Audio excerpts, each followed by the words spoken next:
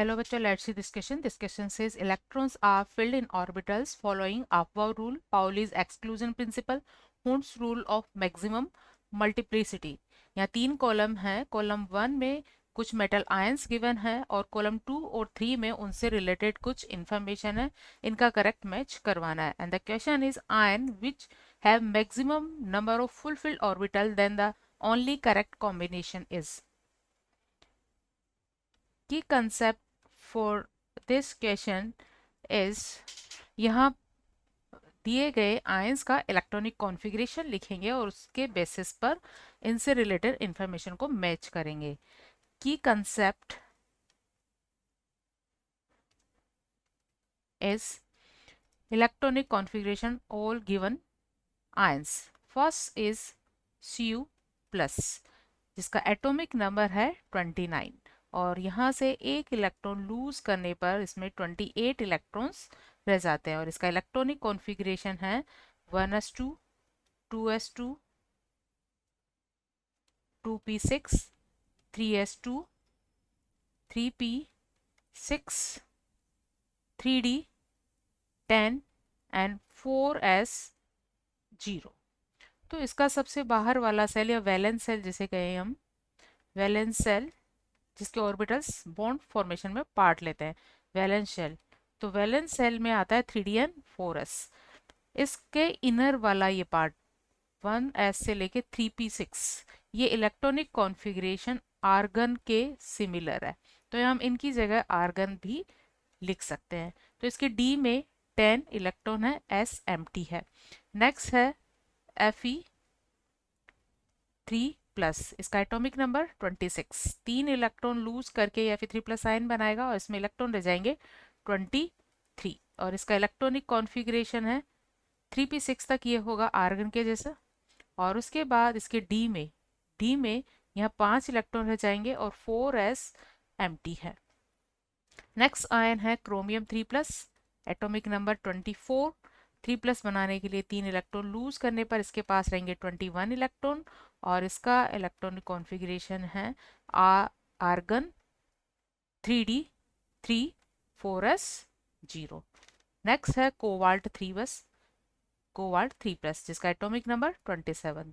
3 electron lose करके इसके पास रहेंगे 24 और इसका इलेक्ट्रॉनिक कॉन्फ़िगरेशन होगा आर्गन 3d6 4s0. तो इस तरह यहाँ चारों आयंस का इलेक्ट्रॉनिक कॉन्फ़िगरेशन हमें मिल गया है और इसके बेसिस पर हम गिवन कॉलम 2 व 3 में इंफॉर्मेशन को कोरिलेट करेंगे. कॉलम 2 में फर्स्ट है, कॉलम 2 में first number of unpaired electrons are 4. Number of unpaired electrons are 4. तो अगर हम कॉपर की बात करें तो कॉपर के डी में 10 इलेक्ट्रॉन है, outer cell 3d 4s s empty है और डी में 10 इलेक्ट्रॉन है और डी सब सेल की कैपेसिटी 10 इलेक्ट्रॉन्स की होती है. तो ये कंप्लीटली फिल्ड होता है. डी के पांचों ऑर्बिटल्स में 2 पेयर्ड इलेक्ट्रॉन होते हैं. Fe3 प्लस में डी में 5 इलेक्ट्रॉन है और डी ऑर्बिटल्स का नंबर भी 5 होता है. तो हुंड्स रूल के अकॉर्डिंग यहाँ एक एक इलेक्ट्रॉन फिल करने पर सभी ऑर्बिटल में एक अनपेयर्ड इलेक्ट्रॉन होगा. यहाँ 3 अनपेयर्ड इलेक्ट्रॉन होंगे. लेकिन इस केस में D6 के केस में अगर डी के 5 ऑर्बिटल्स में इलेक्ट्रॉन्स को फिल किया जाए तो हुंड्स रूल के अकॉर्डिंग पहले एक एक इलेक्ट्रॉन सेम स्पिन के साथ फिल किए जाते हैं, देन अपोजिट स्पिन के साथ रिमेनिंग इलेक्ट्रॉन्स से पेयरिंग की जाती है. तो ये पेयरिंग केवल एक ऑर्बिटल में हो पाएगी क्योंकि इसके पास 6 इलेक्ट्रॉन है, बाकी यहाँ 4 अनपेयर्ड इलेक्ट्रॉन रह गए हैं. तो कोबाल्ट 3 प्लस में 4 अनपेयर्ड इलेक्ट्रॉन हैं. तो हम कोबाल्ट 3 प्लस को फर्स्ट से यहाँ पर मैच कर सकते हैं. लेकिन क्योंकि हमें तो इंफॉर्मेशन उस आयनिक स्पीसीज के लिए निकालनी है जिसके पास maximum number of fulfilled orbital है और maximum number of fulfilled orbital है कॉपर प्लस का, जिसके 3d में 10 इलेक्ट्रॉन है. तो यहाँ मैक्सिमम फुलफिल्ड है 3 कॉपर प्लस यहाँ मैक्सिमम फुलफिल्ड है, मैक्सिमम फुलफिल्ड. तो हमें यहाँ अब कॉपर से रिलेटेड इंफॉर्मेशन ही निकालनी है. तो ये जो इंफॉर्मेशन है वन की वो कॉपर से रिलेट नहीं होती है। सेकेंड है number of electrons related to n plus L is equal 5। अगर n और l का सम 5 हो और उसमें 3 इलेक्ट्रॉन हो तो कॉपर के केस में ऐसा पॉसिबल नहीं है। कॉपर के केस में अगर हम कॉपर के लिए पर्टिकुलरली अगर बात करें तो n प्लस एल, तो n प्लस एल की पॉसिबल वैल्यूज हो सकती है n, अगर हम 5 ले l 0 ले, अगर n हम 5 ले और l 0 ले तो ये ऑर्बिटल बनेगा 5s। तो 5s तो इसके बाहर वाला सेल में चला जाता है तो वहाँ कोई इलेक्ट्रॉन प्रेजेंट नहीं होंगे। सेकेंड सिचुएशन, अगर हम n इजक्वल 4 ले, हम n इजक्वल 4 ले और l इजक्वल 1 ले तो ये होगा 4p। और इस केस 4p भी अवेलेबल नहीं है क्योंकि ये भी आउटर सेल में है बट यहाँ कोई इलेक्ट्रॉन प्रेजेंट नहीं है क्योंकि 4s एम्प्टी है और 4p इससे भी ज़्यादा हायर एनर्जी पर है तो यहाँ इलेक्ट्रॉन पॉसिबल नहीं है। तो ये भी क्या है, एम्प्टी है, ये भी एम्प्टी है, ये भी एम्प्टी है, तो ये पॉसिबल नहीं है। अगर हम n इजक्वल 3 ले और l इजक्वल ले 2 तो ये बनेगा 3d, और 3d इसका ये है और इसमें 10 इलेक्ट्रॉन्स है। तो यहाँ यहाँ पर 3 इलेक्ट्रॉन ना होकर 10 इलेक्ट्रॉन है। तो कॉपर के जो प्लस है उसके 3D में 10 इलेक्ट्रॉन है तो ये इंफॉर्मेशन भी कॉपर प्लस से मैच नहीं करती। नेक्स्ट है total spin. Spin total spin होती है, टोटल स्पिन होती है, टोटल स्पिन होती है total number of unpaired electron divide by 2। तो total number of unpaired electron यहाँ कॉपर प्लस के केस में कितने हैं, 0। तो डिवाइड 2 करने पर क्या आ जाएगी, कॉपर के लिए ये वैल्यू 0 आ जाएगी। तो थर्ड इन्फॉर्मेशन भी कॉपर प्लस से मैच नहीं करती। नेक्स्ट है फोर्थ इन्फॉर्मेशन। अगर हम फोर्थ इन्फॉर्मेशन की बात करें तो इसमें है number of electrons related to L is equal to are 10। L is equal to, L is equal 2 मतलब क्या हुआ, डी ऑर्बिटल हुआ, डी सबसेल हुआ। तो यहाँ डी सबसेल एक ही है, वो क्या है, 3D है, और इसमें कितने इलेक्ट्रॉन है, 10 इलेक्ट्रॉन है। तो क्या है, ये बिल्कुल सही है कॉपर प्लस के लिए। तो मतलब कॉपर प्लस 4 से मैच करता है, कॉपर प्लस क्या करता है, 4 से मैच करता है। नेक्स्ट हमें कॉलम 3 से इसे मैच कराना है कॉपर प्लस को। तो फर्स्ट पी में देखते हैं magnetic moment is √15 bore magneton, और मैग्नेटिक मोमेंट डिपेंड करता है नंबर ऑफ अनपेयर्ड इलेक्ट्रॉन्स पर। और मैग्नेटिक मोमेंट को अगर म्यू से रिप्रेजेंट करें तो इसका फॉर्मूला होता है निकालने का n into n plus 2 Bohr magneton. तो ये n number of unpaired electron को रिप्रेजेंट करता है, number of unpaired unpaired electrons को रिप्रेजेंट करता है। अब जिसके लिए रूट वैल्यू 15 हो बोर मैग्नेटन में, तो उसके लिए n वैल्यू होनी चाहिए कितनी, 3 होनी चाहिए। कितनी होनी चाहिए, 3 होनी चाहिए। तो डी कॉपर प्लस के डी में कोई भी अनपेयर्ड इलेक्ट्रॉन नहीं है। Cu प्लस में नंबर ऑफ अनपेयर्ड इलेक्ट्रॉन क्या है, 0 है। तो ये इंफॉर्मेशन इससे मैच नहीं करती, P की इंफॉर्मेशन इससे मैच नहीं करती। नेक्स्ट इंफॉर्मेशन है Q is equal number of electron related to n plus L is equal 5 R 6। तो ये हम इस बारे में ऑलरेडी हम इसमें कॉलम 2 में डिस्कस कर चुके हैं।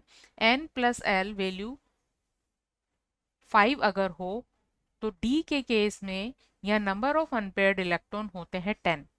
कितने होते हैं, 10 होते हैं। Number of unpaired electrons are 10। तो ये इंफॉर्मेशन भी गलत है। 4 Cu plus n plus L is equal 5 के लिए number of electrons in 3D कितने हैं, 10 है। ये भी इंफॉर्मेशन मैच नहीं करती, P भी मैच नहीं करती। इसके अलावा R number of electrons to L plus M is equal 0 R 12। L plus M is equal 0 हो और उसमें टोटल इलेक्ट्रॉन हो 12। तो L की पॉसिबल वैल्यूज और M की वैल्यूज जिनका सम 0 हो जाए और उनमें टोटल इलेक्ट्रॉन 12 हो। तो ऐसा कब पॉसिबल है?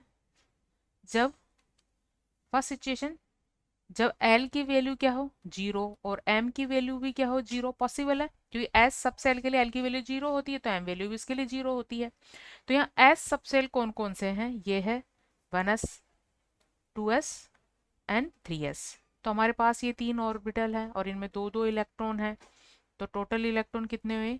यहाँ 6 इलेक्ट्रॉन हो गए एस सब सेल में, जब L की वैल्यू 0, M की वैल्यू 0। सेकेंड सिचुएशन, जब L की वैल्यू 1 हो और M की वैल्यू हो -1, तो इनका सम हो जाएगा 0। तो ये कहाँ होगा? L की वैल्यू 1 होती है P के लिए। P कौन कौन से है हमारे पास? 2p है एंड 3p है, 2p है एंड 3p है। लेकिन m की वैल्यू क्या है? -1। मतलब l की वैल्यू अगर 1 होता है तो वहाँ m की 3 वैल्यूज होती है, वो होती है -1, 0 और +1। तो जिसमें से हमें केवल ये वाली वैल्यू पिक करनी है, जो किसको रिप्रेजेंट करता है? एक ऑर्बिटल को रिप्रेजेंट करता है। दैट इज या तो px है या py है या pz है। और एक ऑर्बिटल में कितने इलेक्ट्रॉन होते? 2। तो यहाँ भी कितने होंगे? 2 इलेक्ट्रॉन, और यहाँ भी मैक्सिमम कितने होंगे? 2 इलेक्ट्रॉन। तो टोटल कितने हुए? 4 इलेक्ट्रॉन हो गए।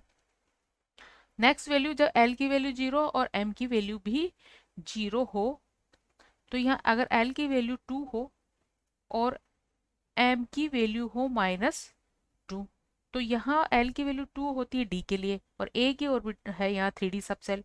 अब जहाँ M की वैल्यू -2 हो, क्योंकि 5 सब ऑर्बिटल्स बनते हैं D के, तो कोई एक ऑर्बिटल जिसके लिए -2 हो, क्योंकि इसकी पॉसिबल वैल्यूज होती है -2, -1, 0, +1 एंड +2। तो उसमें से केवल एक ये पिक करनी है हमें। तो ये एक ऑर्बिटल को रिप्रेजेंट करती है, और एक ऑर्बिटल में कितने इलेक्ट्रॉन हो सकते हैं? मैक्सिमम 2 हो सकते हैं। तो ये 3D ऑर्बिटल जो है, ये कोई सा भी एक डी ऑर्बिटल हो सकता है। ये डी एक्स वाई हो सकता है, वाई जेड हो सकता है, जेड एक्स हो सकता है, या X square minus Y square, या जेड स्क्वायर, कोई भी एक हो सकता है, जिसमें मैक्सिमम कितने इलेक्ट्रॉन होंगे? 2।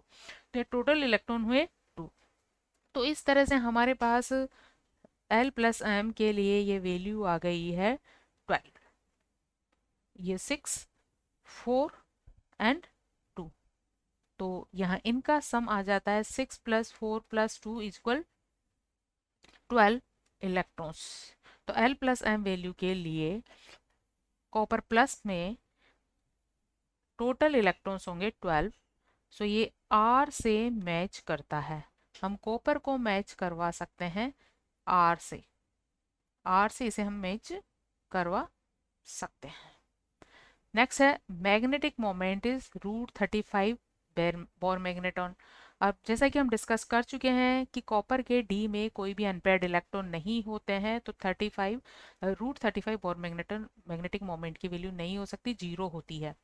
तो according to this match, right answer of this question is copper +1 1 relate with 4 of second column and R of third column. So right answer of this question is A, 1 4 R. Hope you understood it well. Best of luck.